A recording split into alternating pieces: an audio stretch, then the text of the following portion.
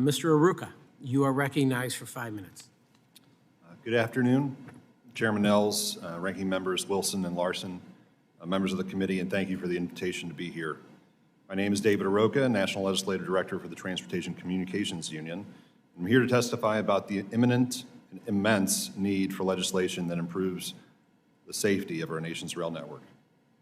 I'd like to briefly pay my respects to the subcommittee's former chairman, Donald Payne.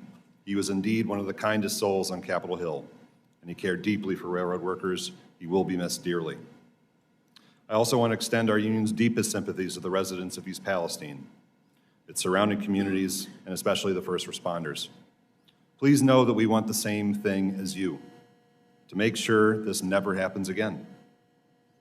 TCU represents various crafts across the rail industry, but germane to this hearing are the Carmen, those tasked with maintaining, repairing, and inspecting all freight rail cars for FRA reportable defects. We represent Carmen in every Class 1 all across the country. What I'm about to tell you may seem shocking, but it's the truth. The railroads do not want to know how defective their trains are. Please know that we do not make this conclusion lightly, but it is based on years of watching how the railroads have systematically rigged their operations to avoid and evade quality safety inspections, including cutting the Carmen's time to inspect by 2/3 or more, turning off defect detectors when the number of defects identified becomes too inconvenient, and relying upon inspections by untrained crews and utility personnel, not despite, but because they are held to a lower regulatory standard. To quote a recent investigative piece from ProPublica, the railroads use performance-based systems that effectively penalize supervisors for taking the time to fix hazards, and that pressure them to quash dissent, threatening and firing the very workers they hired to keep their operations safe. As a result, trains with known problems are rolling from yard to yard like ticking time bombs, getting passed down the line for the next crew to defuse or defer again, unquote. Just recently, the FRA had to halt their safety culture study at Union Pacific, citing that employees were coached in their responses, or that employees were reluctant to even participate, citing intimidation or fear of retaliation. Just last week, the FRA completed a qualitative time study of mechanical inspections across all the Class 1s, which is attached to my testimony. Their findings would be eye-opening to non-railroaders. When FRA is present, Carmen are given on average a mere 1 minute and 38 seconds per car to inspect. Still too short. But when the FRA isn't there, that time drops even further to 44 seconds per car or 22 seconds per side. When addressing train crews or utility personnel performing these inspections, quote, report data and time observations do not support confidence in the performance of quality inspections, and that mechanical employees perform a more quality brake test when given adequate time, and this would contribute to a safer train, unquote. Safer trains means fewer defects, fewer injuries, and therefore fewer East Palestinians. Sadly, the prevailing mindset of the Class 1s in the current so-called precision-scheduled railroading era can be summed up in a common refrain that our members hear every single day from their managers. We're in the business of moving freight, not fixing rail cars. In June 2022, TCU Carmen Division President Don Grissom testified to this very committee about many of these pressures, but nothing has been done. Fatigue issues remain abound in the industry as forced overtime of 16 and even 24-hour shifts now force many Carmen to sleep in their cars because they're too tired to drive. I asked members of the committee, if it's too dangerous for you to drive, isn't it too dangerous to work in a rail yard? The FRA under Administrator Bose has been trying to help combat these safety issues, but we believe the agency is under-resourced and their field inspectors lack the teeth to enforce proper compliance. All of the aforementioned reasons is why our union is wholeheartedly endorsing the legislation introduced by Chairman Nels and Congressman Moulton, just as we support Brown Vance.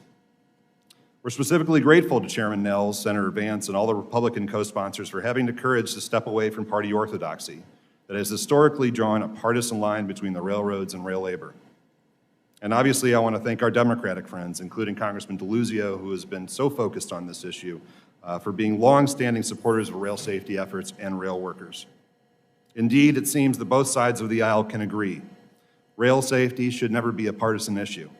After all, every American agrees that trains need to stay on the tracks. Thank you for the opportunity to testify, and I look forward to your questions. Thank you, Mr. Arouca. Mr. Arouca, your testimony points to a dramatic decline in the number of rail inspections, pressures to reduce inspection times, and managers being docked or evaluations based on how many cars they tag for repairs. Can you explain how these factors contribute to the culture that puts those profits over safety of workers and the public?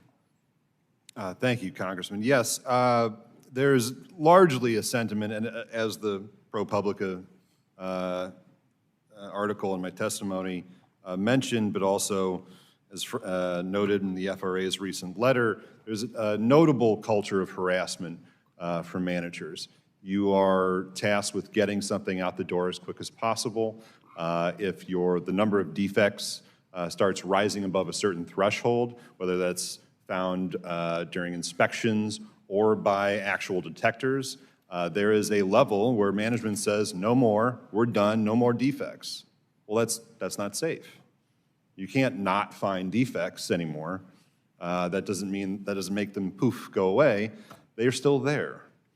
So we have to do something to alter the processes, alter the ways in which Carmen are allowed to actually go out there and inspect things and make sure the trains are actually adequately checked before they head out the door.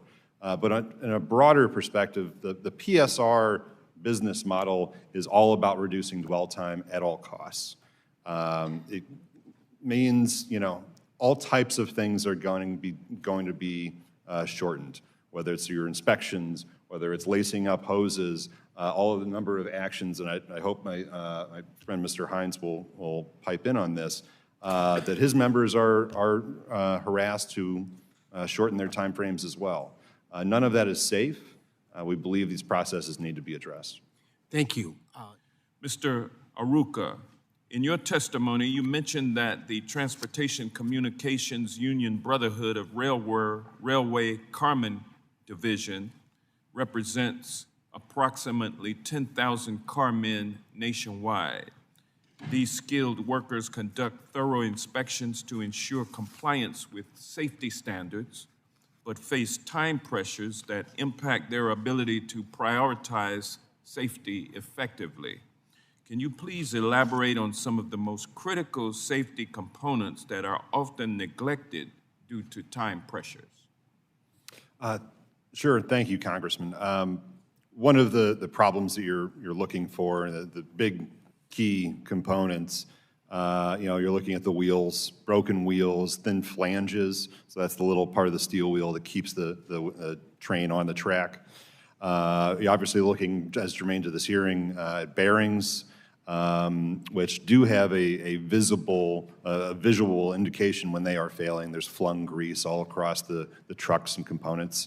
You're looking at the actual couplers, pins, all the safety appliances that make sure that Mr. Hines' members can safely operate the train.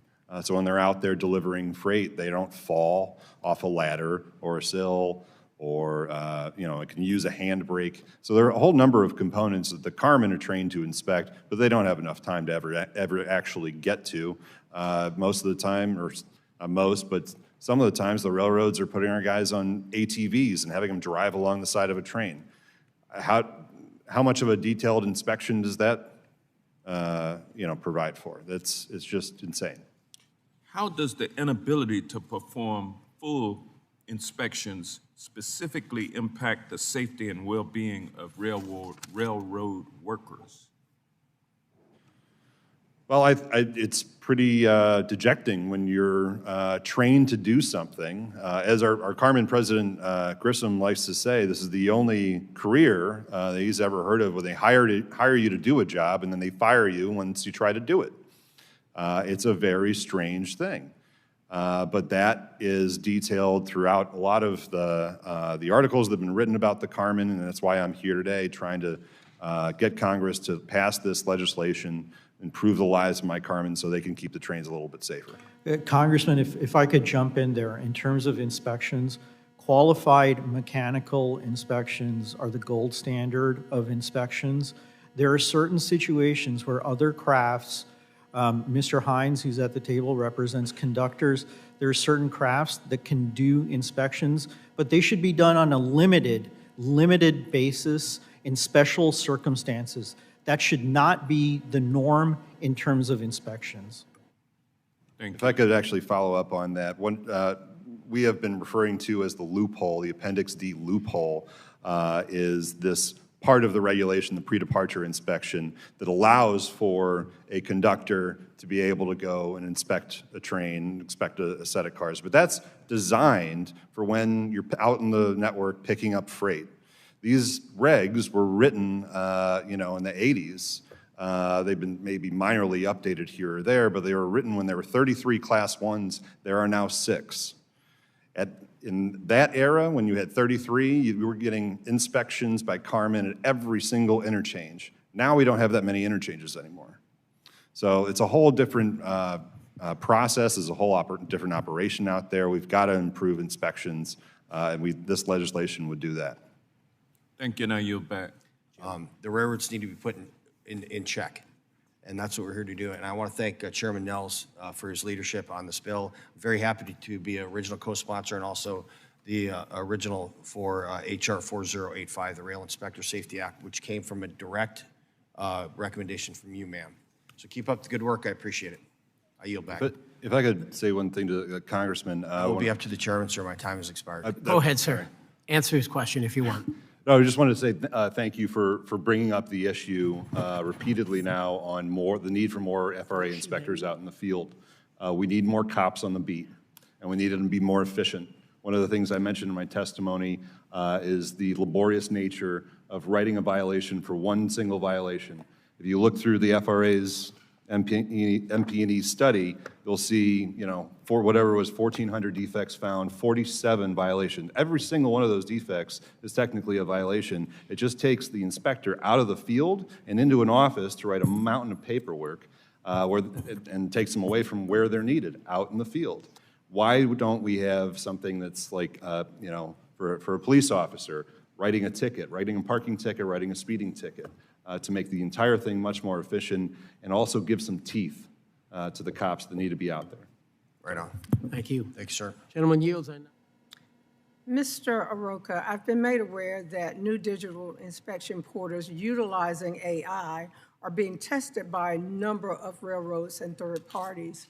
In your testimony, you acknowledge that this technology has the capacity to improve rail safety and increase the effectiveness of inspections if used properly.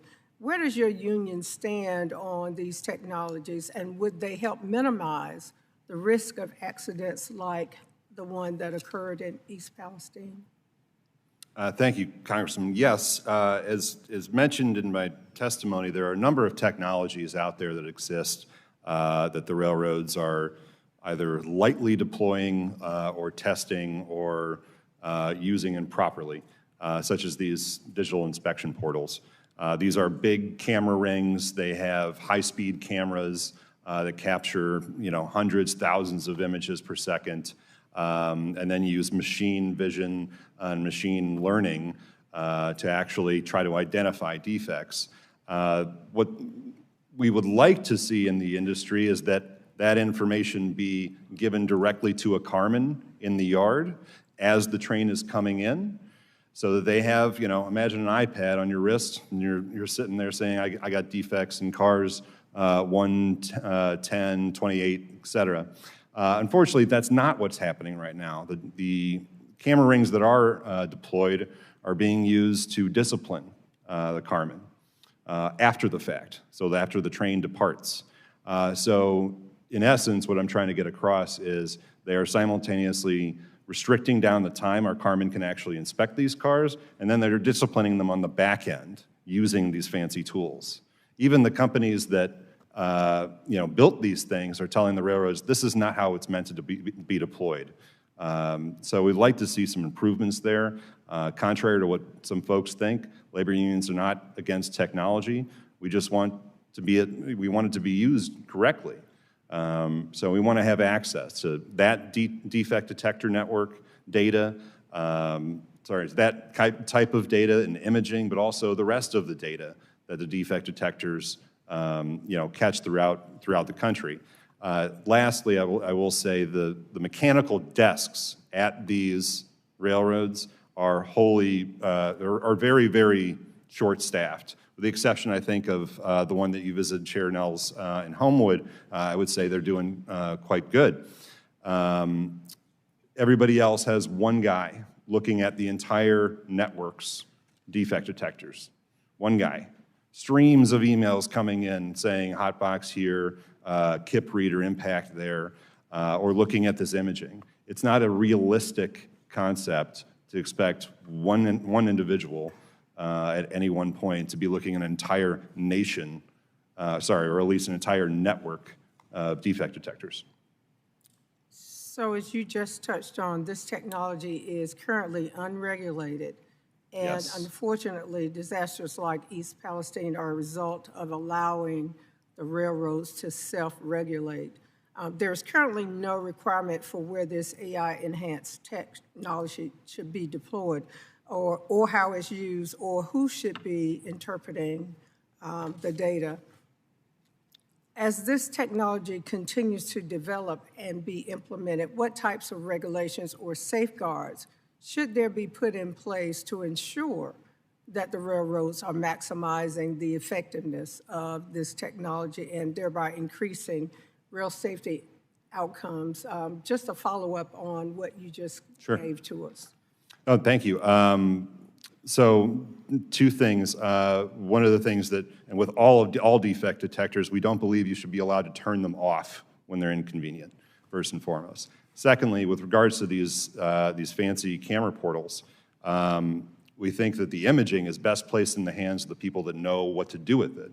So the qualified mechanical inspector, which is the regulatory term for Carmen, these guys spend their entire lives looking at defects on rail cars. If they were able to have this brand new, amazing AI-driven technology placed directly in their hands, they'd be much more effective, efficient, and they'd make the entire network safer. But we have to have regulations or laws to make that so. Thank you, Mr. Chairman. I yield back.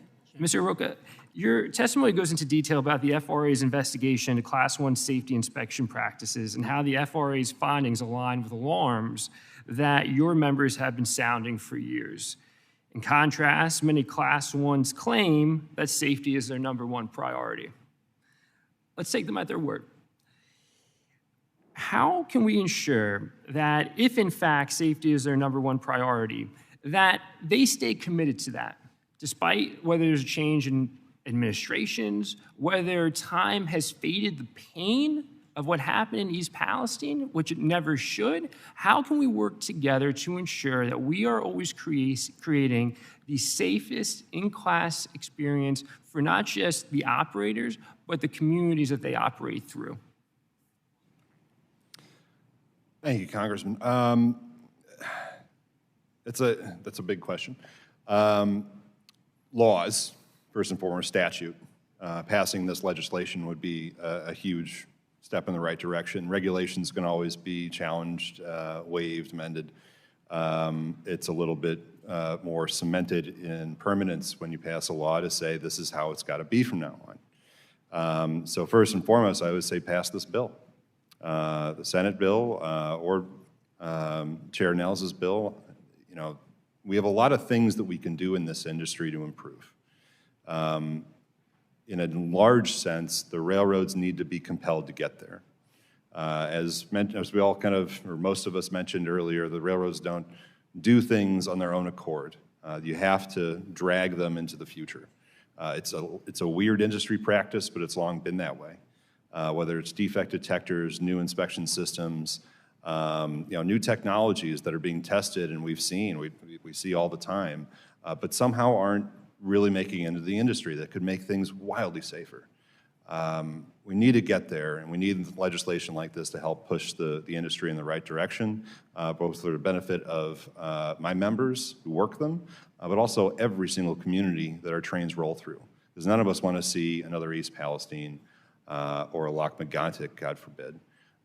We need to have safety first mindset, and right now, in the PSR era, it's a safety last. Yeah, listen, I agree with you completely. And what I know about laws is that they can be made stronger and they can also be made weaker.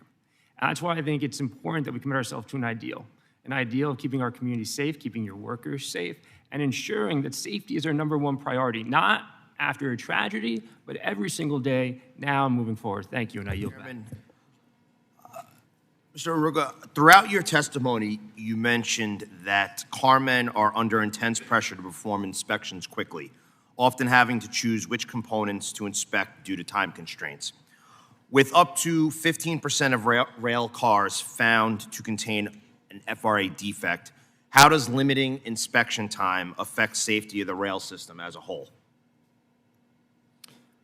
Well, I would say, well, thank you for the question, Congressman. I would say much of what I've talked about today, which is that you can't put a time constraint on safety.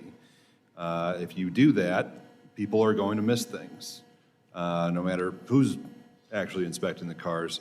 But it's also important to make sure that the right person is inspecting the cars. I'm not sure if you were here earlier, but I printed off this. These are the regulations that the Carmen are held to, or the standards that the Carmen are held to, and these are the other crews. It's night and day, the amount they have to inspect to, the level, the regulatory standard. If you harass anybody to inspect too fast, they're gonna miss things. Right. So it's kind of obvious. And now, if I missed it, I apologize, but can you discuss or share with us any specific instances where inadequate inspection time has possibly led to an accident or a near miss? Ooh, that would be hard for me to disclose because of the confidential nature of those things for my members, but I assure you, I have plenty of stories, but I wouldn't want to really talk about them. And now, can you describe what the effect of limiting the inspection time has on the workers and the morale? Oh, it's incredibly depressing. As I mentioned earlier, imagine being hired to do a job and then being told not to do it. It's very insulting. You train all your life for this thing. You spend 3 years, 732 working days to go from an apprentice Carmen to a journeyman. And then when you get there, they say, if you find defects, we're going to discipline you. No more defects, no more defects. You get a target on your back, and it's not necessarily, for finding a defect that they're going to discipline you. It's for everything else. Your shoes untied. I've heard of guys getting written up for changing their hat over to a safety helmet. Wiping their safety glasses. Really just petty stuff. But that's what happens when you get a target on your back when you don't fall in line. Okay. And now, you also mentioned in your testimony that FRA conducted a study that found that when inspectors were present, Carmen averaged 1 minute and 44 seconds per car inspection. However, when inspectors were not present, Carmen were only given about 44 seconds per car to inspect. What measures do you think could be implemented to ensure consistent safety practices? Well, you could pass this law that would make it illegal to prohibit or to enforce any kind of time constraint upon the Carmen. As I've said before, you can't put a time constraint on safety. But I will also note, in the FRA study, there were remarks from specific FRA inspectors in there where they talked about, how this FRA inspector walked behind a Carmen doing his job. They found a whole bunch of defects, 10, 17, whatever, combined between the two of them in one train. And then he looks at the FRA inspector, pulls up the records of that railroad. In the previous 24 hours, they'd only found 3 the whole day. It's just not realistic. It's not the truth. So something's going on. And I really, this kind of type of legislation has been a long time coming. Congressman, if I could just step in as the FRA administrator, when Mr. Arouca is talking about what the railroad, from his information, did, that's absolutely unacceptable. Anytime FRA sees that a railroad is gaming The system is gaming the inspection process that we have, the oversight that we have. We're going to take action on that. There was a railroad that found out about our safety culture assessment and the questions that we were going to ask in that assessment. As soon as we found out, we withdrew that safety culture assessment of that railroad and made it clear that's unacceptable.